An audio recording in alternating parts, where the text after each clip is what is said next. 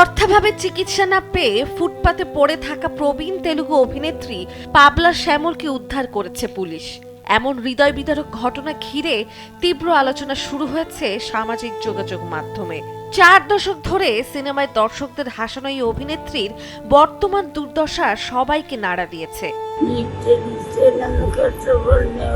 জানা গেছে, হৃদরোগের চিকিৎসার জন্য একটি বেসরকারি হাসপাতালে গেলে অর্থের অভাবে তাকে ভর্তি না নিয়ে ফিরিয়ে দেওয়া হয়। পরে অভিযোগ অনুযায়ী একটি ট্যাক্সিতে করে তাকে রাতে ফুটপাতে নামিয়ে দেওয়া হয়, যেখানে অসহায় অবস্থায় পড়ে থাকেন তিনি। স্থানীয়রা দেখে পুলিশে খবর দিলে তাকে উদ্ধার করা হয়।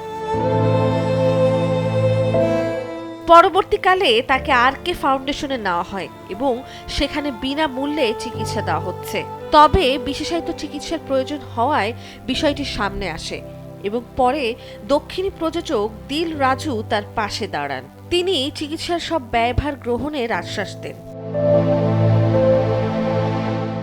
1985 সাল থেকে চলচ্চিত্রে কাজ করা পাবলা শ্যামল একসময় চিরঞ্জীবী প্রভাস, আল্লু অর্জুনদের মতো তারকাদের সঙ্গে কমেডি চরিত্রে অভিনয় করে জনপ্রিয় ছিলেন। এখন তার এই করুণ পরিণতি চলচ্চিত্র অঙ্গনে শিল্পীদের নিরাপত্তা ও সহায়তা নিয়ে নতুন করে প্রশ্ন তুলেছে।